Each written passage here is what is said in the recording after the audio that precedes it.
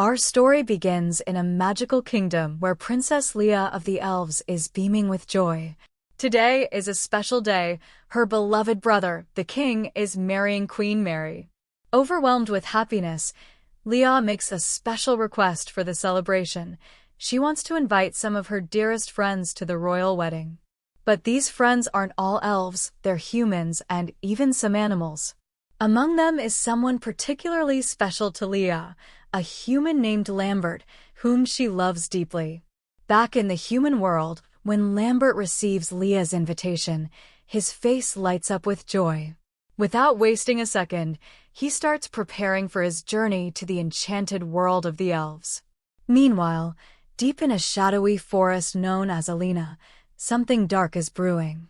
We're introduced to a sorceress named Alina, who possesses a powerful artifact called the Heartstone of the Black Dragon.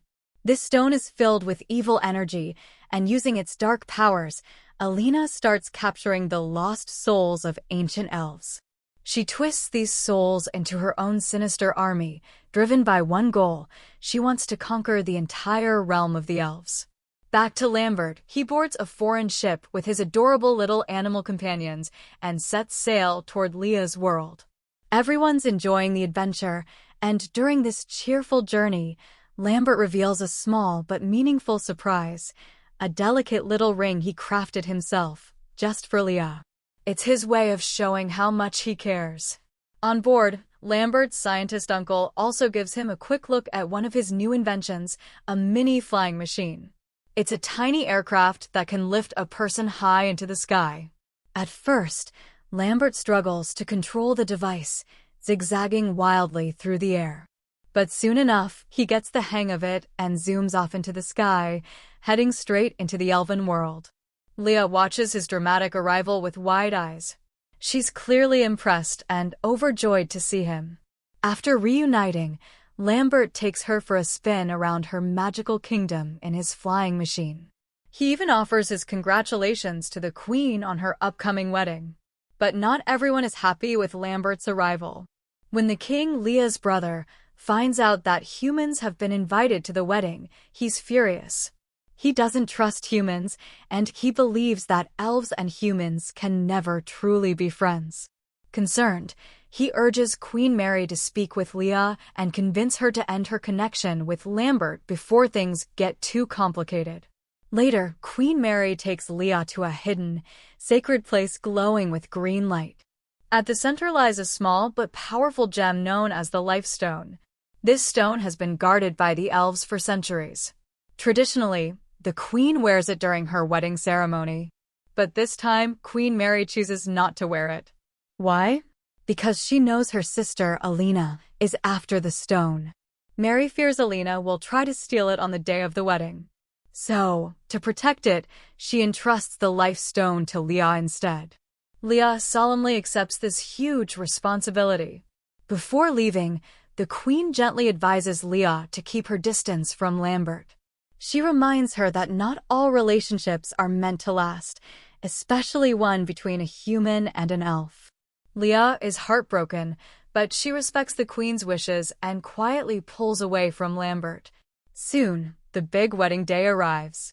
As the ceremony begins inside the palace, Lambert stands outside, nervously preparing to propose to Leah with the ring he made. Just as he's about to offer it, Leah hesitates and refuses to accept it. Before she can explain why, suddenly, the skies darken. Alina makes her dramatic entrance, unleashing chaos.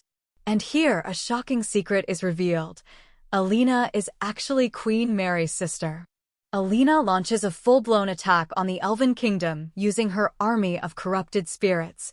She targets Queen Mary directly, assuming that she'll be wearing the Lifestone. But the queen had anticipated this and had already given the stone to Leah. From above, Lambert sees Queen Mary in danger and instinctively fires an arrow to protect her. His attack strikes Alina and enrages her. In retaliation, she shoots a dark magical arrow at Lambert, hitting him hard. The spell begins to corrupt his body with dark energy, and the evil influence quietly starts taking over. In the chaos, Leah escapes with the queen. Meanwhile, Lambert's animal friends have accidentally snuck aboard Alina's massive airship.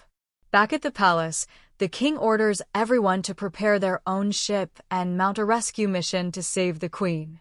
Brave and determined, Leah insists on going too. Lambert, despite his growing sickness, offers to join the mission. But Leah turns him down cold.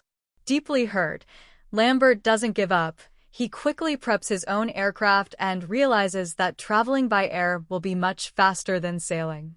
He returns to Leah and offers her a ride.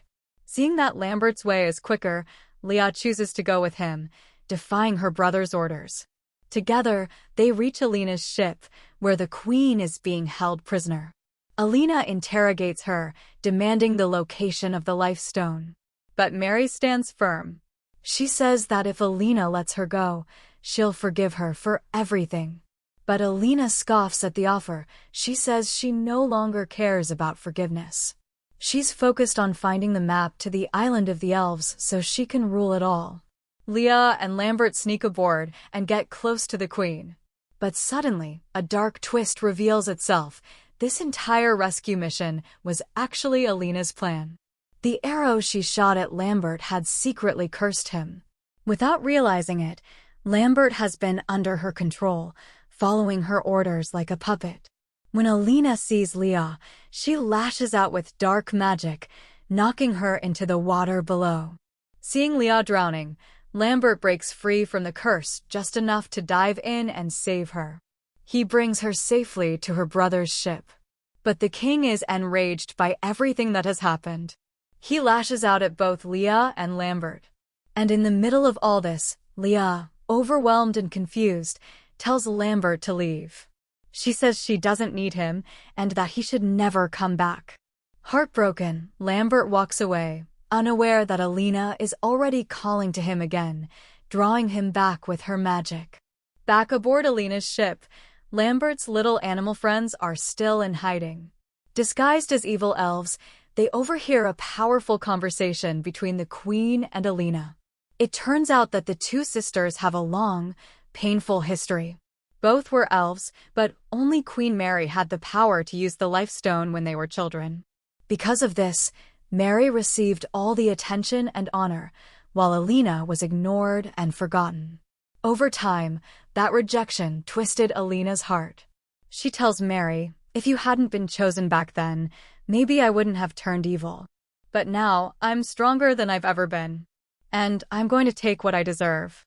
As the confrontation between Queen Mary and Alina continues, Alina lets out a bitter truth. With fire in her eyes, she tells the queen, "If they hadn't made you special back then, I wouldn't have become this way. But honestly, I'm glad I turned bad. Because if I hadn't, I never would have discovered how powerful I really am. And now I'll use this power to claim what's rightfully mine, the Lifestone." At that moment, Queen Mary spots Lambert's little animal companions hiding nearby. Quickly, she whispers instructions to them, asking them to fetch her a bow and arrow. She was ready to defend herself, even if she had to do it alone. Meanwhile, back out at sea, the king and Princess Leah's ship is under siege. A storm of Alina's dark evil souls rains down on them. The ship is barely holding together, and the king's soldiers are being overwhelmed.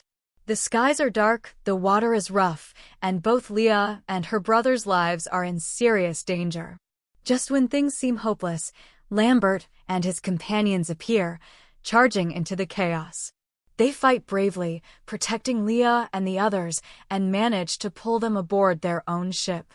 It's a heroic moment that shows Lambert hasn't turned his back on them.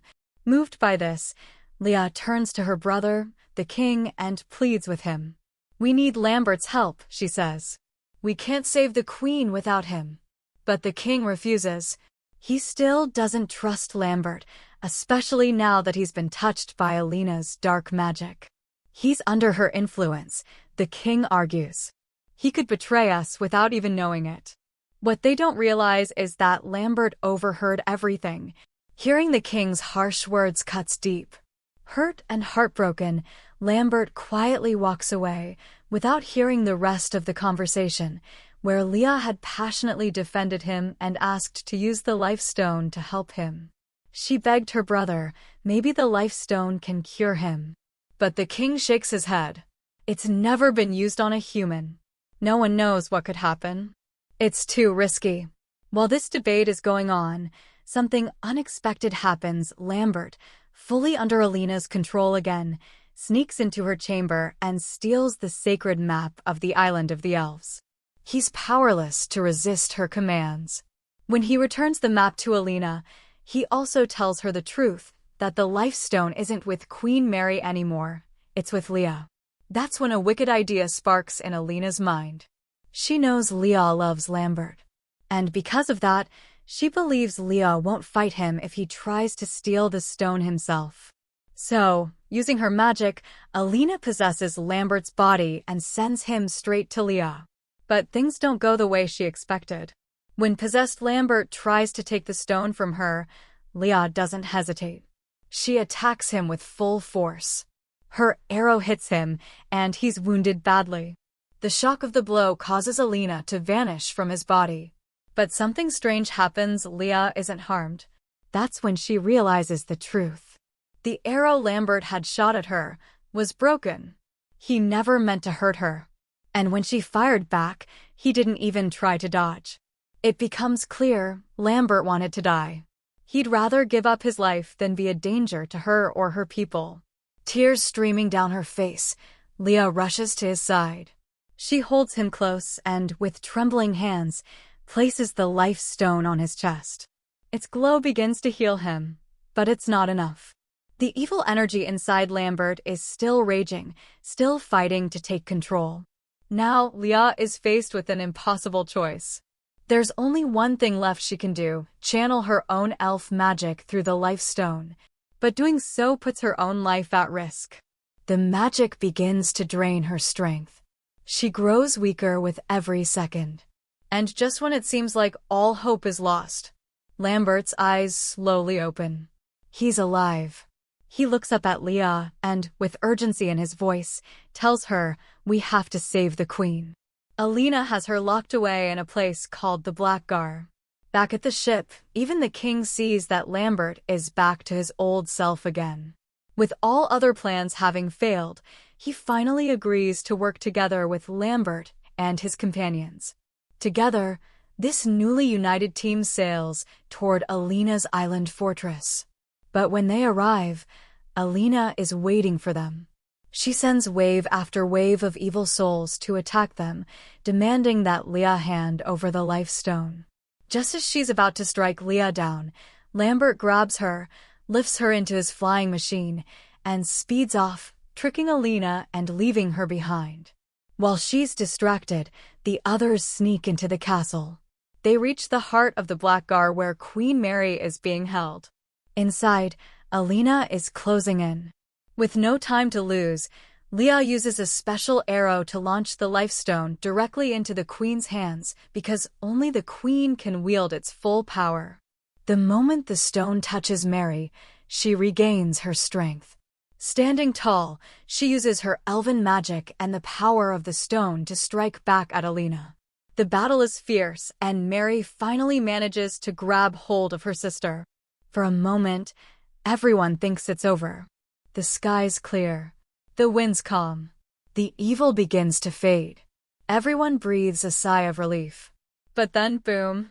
A deafening roar shakes the castle. Alina returns, stronger than ever. In a terrifying twist, she has consumed the Black Stone, a cursed object even more powerful than the Lifestone. Its energy transforms her into a massive black dragon. With this new power, she regains control over Lambert's mind and steals the Lifestone right from him. She tries to fuse the Lifestone with herself, aiming to become unstoppable. But just in time, Lambert regains control of his body. In a desperate act of bravery, he grabs the Lifestone and leaps into a pit of molten lava, trying to destroy both the stone and himself so Alina can't get her hands on it. Alina dives in after him.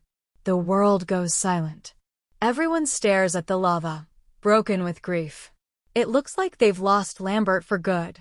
But then something miraculous happens. The Lifestone begins to glow from within the lava, its magic transforming the fire into gentle waves. The stone purifies the darkness and destroys the evil energy surrounding it. The corrupted elves, once under Alina's control, are finally freed. The blackened land blooms with green again. And from the center of it all, Lambert rises, alive, reborn. Leah runs to him and throws her arms around him, crying with joy. Even the king is stunned by what he just witnessed. He looks at the two of them, Leah and Lambert, and finally understands. Their love, their courage, their faith in each other, it saved them all. And for the first time, the king smiles and gives them his blessing.